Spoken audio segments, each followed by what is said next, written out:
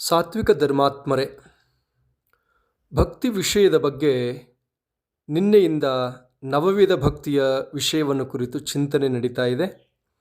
ಇಂದು ಅಷ್ಟವಿಧ ಭಕ್ತಿಯ ಬಗ್ಗೆ ಒಂದಷ್ಟು ಚಿಂತನೆಯನ್ನು ಮಾಡೋಣ.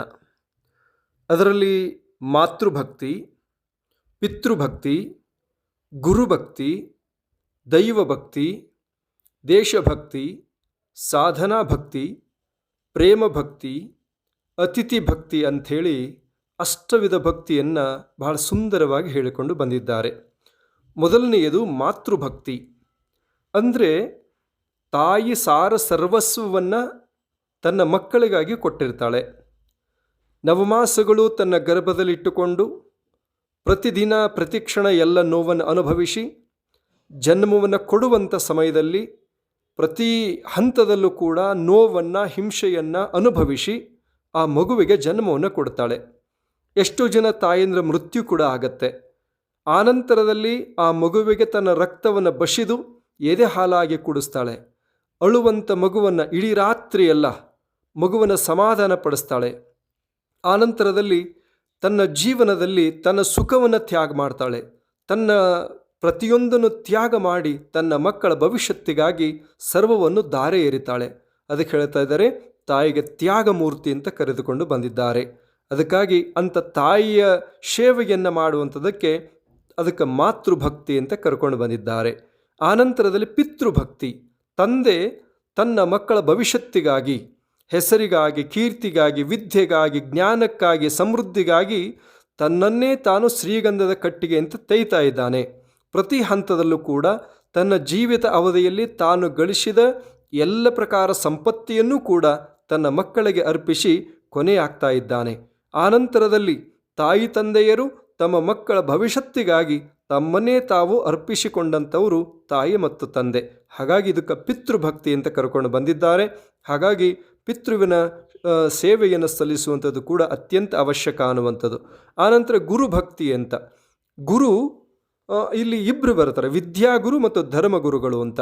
ವಿದ್ಯಾಗುರುಗಳು ಮಕ್ಕಳನ್ನು ಪ್ರತಿ ಹಂತದಲ್ಲೂ ಕೂಡ ಶಿಷ್ಯರಿಗೆ ವಿದ್ಯೆಯನ್ನು, ಧರ್ಮವನ್ನು, ತತ್ವವನ್ನು, ಶಾಸ್ತ್ರವನ್ನು ವಿಧಿವತ್ತಾಗಿ ಬೋಧಿಸುವಂಥವರು ವಿದ್ಯಾಗುರುಗಳಾಗಿರ್ತಾರೆ. ಪ್ರತಿ ಹಂತದಲ್ಲೂ ಕೂಡ ತಮ್ಮ ಭವಿಷ್ಯತ್ತಿನಲ್ಲಿ ಕಲಿತಿರುವಂಥ ಎಲ್ಲ ವಿದ್ಯೆಯನ್ನು ಕೂಡ ತಮ್ಮ ಶಿಷ್ಯರಿಗೆ ಅರ್ಪಿಸ್ತಾ ಇದ್ದಾರೆ. ಆನಂತರ ಧರ್ಮಗುರುಗಳು ಆ ಜೀವಾತ್ಮನನ್ನು ಶ್ರೇಷ್ಠ ಮಹಾತ್ಮನನ್ನಾಗಿ ಮಾಡುವಂಥ ಕಾರ್ಯವನ್ನು ಧರ್ಮಗುರುಗಳು ಮಾಡ್ತಾ ಇದ್ದಾರೆ.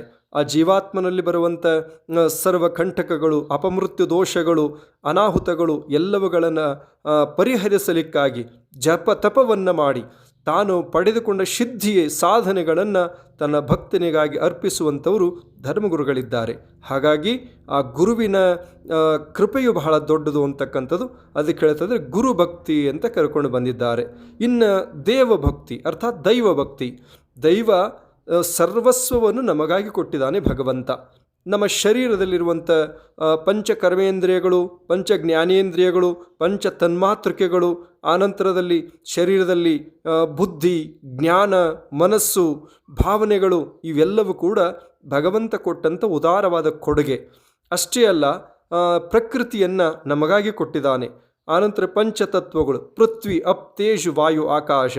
ಈ ಯಾವುದೇ ತತ್ವದಲ್ಲಿ ಒಂದು ತತ್ವ ಇಲ್ಲದೆ ಹೋದರೂ ಕೂಡ ನಾವು ಜೀವಂತವಾಗಿರುವಂಥದ್ದು ಕಷ್ಟ ಅಂಥೇಳಿ ಆ ನಿಟ್ಟಿನಲ್ಲಿ ಸಾರ ಸರ್ವಸ್ವವನ್ನೂ ಭಗವಂತ ನಮಗಾಗಿ ಕೊಟ್ಟಿದ್ದಾನೆ. ಆ ಭಗವಂತನ ಸೇವೆಯನ್ನು ಮಾಡುವಂಥದ್ದು ಅದಕ್ಕೇನು ಹೇಳ್ತಾ ಇದ್ದಾರೆ, ಇದಕ್ಕೆ ದೇವಭಕ್ತಿ ಅರ್ಥಾತ್ ದೈವಭಕ್ತಿ ಅಂತ ಕರ್ಕೊಂಡು ಬಂದಿದ್ದಾರೆ. ಆನಂತರದಲ್ಲಿ ದೇಶಭಕ್ತಿ.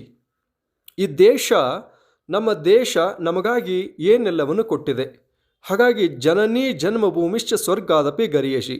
ಜನ್ಮ ಕೊಟ್ಟ ತಾಯಿ ಮತ್ತು ಜನ್ಮ ಕೊಟ್ಟಂಥ ನಾಡು ನಮ್ಮ ದೇಶ ಸ್ವರ್ಗಕ್ಕಿಂತಲೂ ಶ್ರೇಷ್ಠ ಅನ್ನೋದನ್ನು ಇತಿಹಾಸಗಳು ಹೇಳಿಕೊಂಡು ಬಂದಿದ್ದಾವೆ. ಹಾಗಾಗಿ ದೇಶ ನಮಗೆಲ್ಲದನ್ನು ಕೊಟ್ಟಿದೆ. ಹಾಗಾಗಿ ದೇಶಕ್ಕಾಗಿ ನಾವೇನು ಕೊಡಬೇಕು ಅಂತ ಕೇಳಿದರೆ ದೇಶಭಕ್ತಿ. ನಮ್ಮ ದೇಶದ ಮೂಲ ಸಂಸ್ಕೃತಿ, ಸನಾತನ ಪರಂಪರೆ, ಸನಾತನ ನಿಯಮಗಳು, ಆಚಾರ ವಿಚಾರಗಳು ಅಳಿಯದಂತೆ ನಾವು ಉಳಿಸಿಕೊಂಡು ಬೆಳೆಸಿಕೊಂಡು ಹೋಗುವಂಥದ್ದು ನಮ್ಮ ಆದ್ಯ ಕರ್ತವ್ಯ ಅಂತೇಳಿ. ನಮ್ಮ ದೇಶ ರಕ್ಷಣೆಗಾಗಿ, ನಮ್ಮ ಸಂಸ್ಕೃತಿಯ ಉಳಿವಿಗಾಗಿ, ನಮ್ಮ ದೇಶ ಸ್ವತಂತ್ರಕ್ಕಾಗಿ ಎಷ್ಟು ಜನ ಹೋರಾಡಿದ್ದಾರೆ. ಇತಿಹಾಸದ ಪುಟಗಳು ತೆಗೆದು ನೋಡಿದಾಗ ಯಾವ ಕಿತ್ತೂರು ರಾಣಿ ಚೆನ್ನಮ್ಮನವರಿರಬಹುದು, ಝಾನ್ಸಿ ರಾಣಿ ಲಕ್ಷ್ಮೀಬಾಯಿ, ತಾತ್ಯ ಟೋಪಿಯವರು, ಲಾಲ್ ಬಾಲ್ ಪಾಲ್ರವರು, ಆನಂತರ ಸಿಂಧೂರ ಲಕ್ಷ್ಮಣ, ಸಂಗೊಳ್ಳಿ ರಾಯಣ್ಣ, ರಾಣಿ ಅಬ್ಬಕ್ಕ ಇರಬಹುದು, ಆನಂತರದಲ್ಲಿ ಭಗತ್ ಸಿಂಗ್ರವರು, ರಾಜಗುರು, ಸುಖದೇವ್, ಚಂದ್ರಶೇಖರ್ ಆಜಾದ್ ಅವರು, ನೇತಾಜಿ ಸುಭಾಷ್ ಚಂದ್ರ ಬೋಸ್ರವರು, ಸಾವರ್ಕರ್ ಅವರು, ಆನಂತರ ಜತಿನ್ ಭಗಾ ಅವರು, ಆನಂತರ ಮಹಾತ್ಮ ಗಾಂಧೀಜಿಯವರು, ನೆಹರು ಅವರು, ಲಾಲ್ ಬಹದ್ದೂರ್ ಶಾಸ್ತ್ರಿಯವರು, ಅಂದರೆ ಅನೇಕರು ದೇಶಕ್ಕಾಗಿ, ತಮಗಾಗಿ ಅಲ್ಲ, ತಮ್ಮ ಪರಿವಾರಕ್ಕಾಗಿ ಅಲ್ಲ, ತಮ್ಮ ಸುಖಕ್ಕಾಗಿ ಅಲ್ಲ, ದೇಶದ ಹಿತಕ್ಕಾಗಿ ತಮ್ಮನ್ನೇ ತಾವು ಅರ್ಪಿಸಿಕೊಂಡು ದೇಶ ಸೇವೆಯನ್ನು ಸಲ್ಲಿಸಿದ್ದಾರೆ. ಅದಕ್ಕೆ ಹೇಳ್ತಾ ಇದ್ದಾರೆ, ಇದಕ್ಕೆ ದೇಶಭಕ್ತಿ ಅಂಥೇಳಿ. ಹಾಗಾಗಿ ನಮ್ಮ ದೇಶಕ್ಕೆ ಆಪತ್ತು ಬಂದಾಗ, ನಮ್ಮ ದೇಶದ ಸಂಸ್ಕೃತಿಗೆ ಅಳಿವು ಬಂದಾಗ ಅದನ್ನು ಉಳಿಸುವಂಥ ಕಾರ್ಯ ಮಾಡಿದ್ವಿ ಅಂತ ಕೇಳಿದರೆ ಇದಕ್ಕೆ ದೇಶಭಕ್ತಿ ಅಂತ ಕರ್ಕೊಂಡು ಬಂದಿದ್ದಾರೆ. ಆನಂತರದಲ್ಲಿ ಸಾಧನಾ ಭಕ್ತಿ ಅಂದರೆ ಯಾರು ಯಾವುದೇ ಒಂದು ಕಾರ್ಯವನ್ನು ಸಾಧನೆ ಮಾಡಿರ್ತಾರೆ, ಸಾಧಿಸಿದವರ ಬಗ್ಗೆ ಒಂದಷ್ಟು ಪ್ರೇಮವನ್ನು ತೋರಿಸ್ತಕ್ಕಂಥದ್ದು. ವಿದ್ಯೆಯಲ್ಲಿ, ಆನಂತರದಲ್ಲಿ ವ್ಯವಹಾರದಲ್ಲಿ, ಆನಂತರ ಕೃಷಿಯಲ್ಲಿ, ಆನಂತರದಲ್ಲಿ ತಮ್ಮ ಅನೇಕ ರೀತಿಯಲ್ಲಿ ಸಾಧನೆಯನ್ನು ಮಾಡಿರ್ತಾರೆ. ಸಾಧನೆಯನ್ನು ಮಾಡಿದವರನ್ನು ಒಂದಷ್ಟು ಗುರುತಿಸುವಂಥದ್ದು, ಸಾಧನೆ ಮಾಡಲು ಸಹಕರಿಸಿದವರನ್ನು.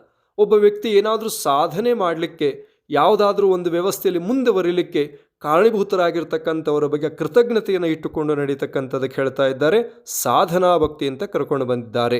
ಇನ್ನು ಪ್ರೇಮ ಭಕ್ತಿ ಅಂತೇಳಿ, ಯಾರು ನಮಗೆ ಅತಿ ಪ್ರೇಮವನ್ನು ತೋರಿಸಿರ್ತಾರೆ, ನಮ್ಮ ಕಷ್ಟದಲ್ಲಿ, ದುಃಖದಲ್ಲಿ, ನೋವಿನಲ್ಲಿ, ಸಂಕಟದಲ್ಲಿ, ಸಂಕಷ್ಟಗಳಲ್ಲಿ ಪ್ರೇಮವನ್ನು ತೋರಿಸಿ ನಮಗೆ ಮಾರ್ಗದರ್ಶನ ಮಾಡಿರ್ತಾರೆ, ನಮಗೆ ಅತ್ಯಂತ ವ್ಯವಸ್ಥೆಯನ್ನು ಕಲ್ಪಿಸಿಕೊಟ್ಟಿರ್ತಾರೆ. ಅದಕ್ಕೆ ಅಂಥವರ ಬಗ್ಗೆ ನಾವು ಕೃತಜ್ಞತೆಯಿಂದ ಬದುಕ್ತಕ್ಕಂಥದ್ದು. ಅದಕ್ಕೆ ಹೇಳ್ತಾ ಇದ್ದಾರೆ ಪ್ರೇಮ ಭಕ್ತಿ ಅಂತ ಕರ್ಕೊಂಡು ಬಂದಿದ್ದಾರೆ. ಇನ್ನು ಅತಿಥಿ ಭಕ್ತಿ, ಅದಕ್ಕೆ ಹೇಳ್ತಾರೆ ಅತಿಥಿ ದೇವೋಭವ.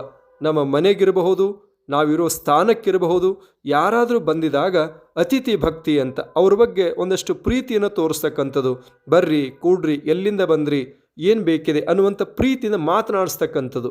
ಮೊದಲು ಅವರಿಗೆ ಗೌರವವನ್ನು ಕೊಡಬೇಕು. ಅದಕ್ಕೆ ಹೇಳ್ತಾ ಇದ್ದಾರೆ ನಮ್ಮ ಮನೆಗೆ ಶತ್ರು ಬಂದರೂ ಕೂಡ ಮಿತ್ರರಂತೆ ನೋಡುವಂಥದ್ದು ಬಹಳ ಅವಶ್ಯಕ ಅನ್ನೋ ಮಾತನ್ನು ಭಾಳ ಸ್ಪಷ್ಟವಾಗಿ ಹೇಳ್ತಾ ಇದ್ದಾರೆ. ಯಾವುದೇ ಸಂದರ್ಭದಲ್ಲೂ ಕೂಡ ಈ ಭಕ್ತಿ ಅಂತ ಕೇಳಿದರೆ ನಾವು ಅತ್ಯಂತ ಪ್ರೀತಿಯಿಂದ, ವಿನಮ್ರವಾದ ಭಾವನೆಯಿಂದ, ಶ್ರದ್ಧೆಯಿಂದ, ತ್ಯಾಗಶೀಲತೆಯಿಂದ ನಡ್ಕೊಳ್ತಕ್ಕಂಥ ಕ್ರಿಯೆಗೆ ಭಕ್ತಿ ಅಂತ ಕರೆದುಕೊಂಡು ಬಂದಿದ್ದಾರೆ.